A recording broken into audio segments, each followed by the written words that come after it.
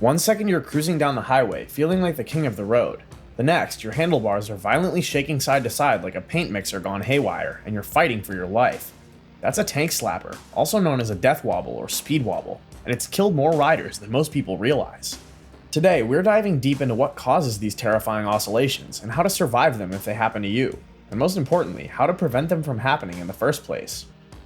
The physics of fear. What exactly is a tank slapper? A tank slapper is a rapid oscillation of a motorcycle's front wheel occurring at 4 to 10 Hz. That's 4 to 10 violent shakes per second that can throw you off your bike. The name comes from the handlebars literally slapping against the fuel tank. Unlike a rear wheel weave, this front end phenomenon can escalate from minor shimmy to total loss of control in heartbeats.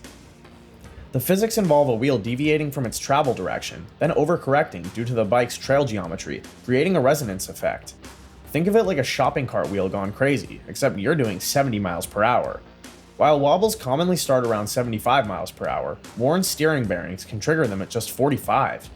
Sport bikes with their razor-sharp steering geometry trade low-speed maneuverability for this high-speed vulnerability. The mathematics behind wobbles involve what engineers call a Hopf bifurcation. Basically, your stable ride suddenly shifts into constant oscillation when speed or other parameters hit a critical point. Once that threshold is crossed, the wobble feeds on itself until something breaks the cycle, either your corrective action, a crash, or pure luck. If you're finding this information valuable and potentially life-saving, smash that hype button, YouTube's new feature that helps quality content reach more riders who need to see this. Your hype could literally save someone's life on the road. From Stone Age to Space Age, the evolution of wobble control. The earliest steering dampers from the 30s were essentially friction plates in the steering column, adjusted with a manual handle. Riders literally cranked up resistance like tightening a vise. Crude, but better than nothing when motorcycles started outrunning their own stability. The 70s brought hydraulic revolution. Companies like Öhlins applied shock absorber principles to steering, using oil force through precision valves to absorb unwanted motion. These passive systems were huge improvements, but still compromised, too stiff for parking lots or too soft for highways. The game changer came in 2006. Honda's electric steering damper, developed with Kayaba, uses ECU control to automatically vary damping based on speed and acceleration. At 5 miles per hour, it's essentially off. At 150, it's your guardian angel. The system uses a vane moving through oil chambers, with a solenoid-controlled valve adjusting resistance in real time. Today's cutting-edge systems from Scott's Performance products, with 17 Baja 1000 victories proving their effectiveness, use what they call reactive safety control. These dampers can distinguish between normal steering inputs and violent oscillations in milliseconds, intervening only when physics goes sideways. The Harley scandal. American iron meets harsh reality. The Harley-Davidson death wobble controversy represents motorcycling's most divisive safety debate. In 2002, Raleigh police officer Charles Paul died when his Harley Electroglide wobbled and threw him off. His family's subsequent lawsuit and settlement cracked open an industry secret. The issue centers on Harley's patented engine mounting system, where the swing arm attaches to the transmission rather than the frame, creating potential elastic movement between critical components. This design, meant to isolate vibration for comfort, allegedly creates instability under certain conditions. Law enforcement response was telling. The California Highway Patrol tested Harleys against BMWs in 2006, documenting wobbles in turns and straightaways, ultimately deciding against using Harley motorcycles. Georgia State Police captured wobbles on dashboard cameras. Multiple departments quietly switched to other brands. Harley's legal strategy has been aggressive, banking on riders' reluctance to sue an American icon and potential jury bias against motorcyclists viewed as risk takers. They acknowledge wobbles can occur but blame aftermarket parts and rider error, despite evidence of problems on stock bikes straight from Milwaukee. The trigger points, when stability becomes chaos. Tank slappers need perfect storm conditions. Understanding these triggers transforms them from random acts of physics to predictable preventable events.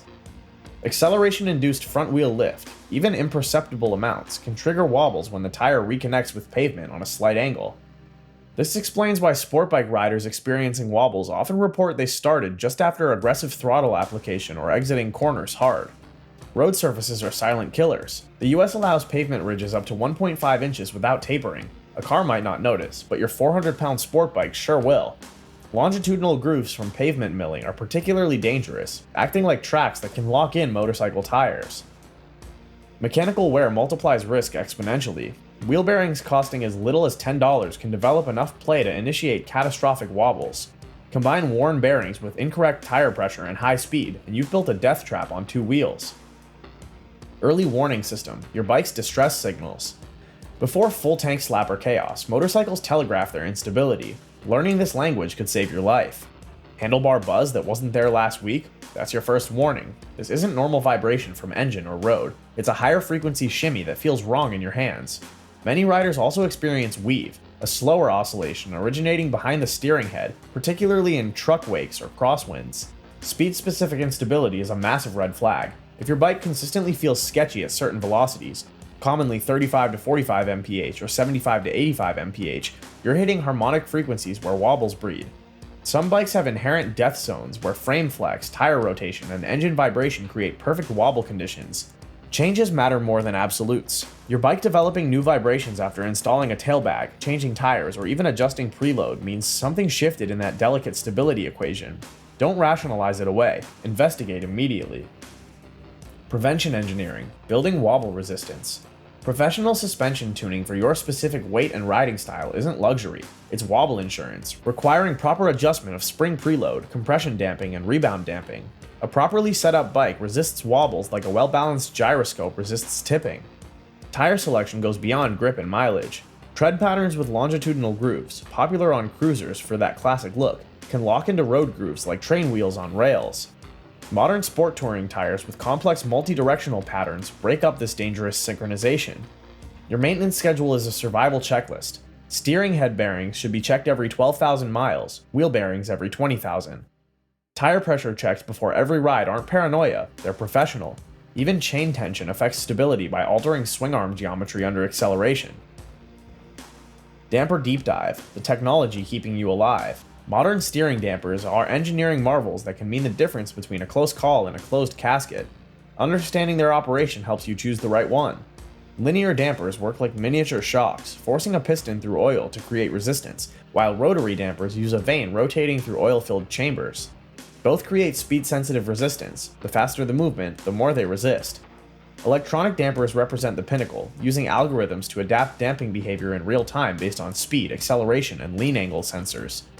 Olin's smart EC system can adjust damping 100 times per second, faster than any wobble can develop.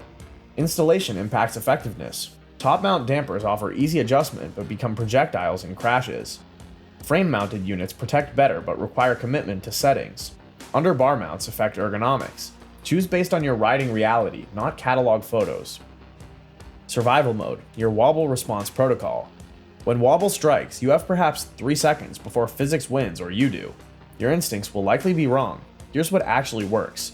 Maintain a loose grip on the bars while clamping the tank with your knees. This allows the bike's self-correcting trail geometry to work while maintaining body control. Fighting the bars adds energy to the oscillation, like pushing a swing at the wrong moment. Roll off throttle gradually. Sudden deceleration upsets balance further. Some situations benefit from slight acceleration to unload the front, but this requires experience and massive confidence. Never grab front brake. It locks the wheel's ability to find stability. For grooved pavement wobbles, angling even 5 to 10 degrees across grooves can break the tire's lock-in effect. Once stable, don't celebrate yet. Ease to the roadside, inspect your bike, and change your underwear if necessary. Courtroom reality, when physics meets litigation. The legal landscape around tank slappers reveals uncomfortable truths about motorcycle manufacturing priorities and rider rights. Product liability law recognizes 3 defect types: design flaws creating instability, manufacturing errors in components, and failure to warn about known dangers. Yet manufacturers successfully argue that wobbles result from multiple factors, making single-source liability nearly impossible to prove. Recent lawsuits, including William Rouse's federal case against Harley-Davidson for his 2018 crash injuries, test whether chronic design flaws in multiple model lines constitute liability. These cases face uphill battles against corporate legal teams and public perception that motorcycles accept inherent risks. Insurance companies now specifically evaluate wobble risk, with some policies excluding coverage for stability-related incidents on certain models. The aftermarket has filled the safety gap with stabilizer kits, but these create warranty complications and potential liability shifts that leave riders legally vulnerable. The hard truth: mastery or mayhem. Tank slappers don't discriminate between rookies and veterans, cruisers and sport bikes, or Sunday riders and daily commuters. They're equal opportunity killers that exploit any weakness in machine, road, or rider. The complex interplay of gyroscopic forces, trail geometry, and mechanical resonance means wobbles exist on a knife edge of physics.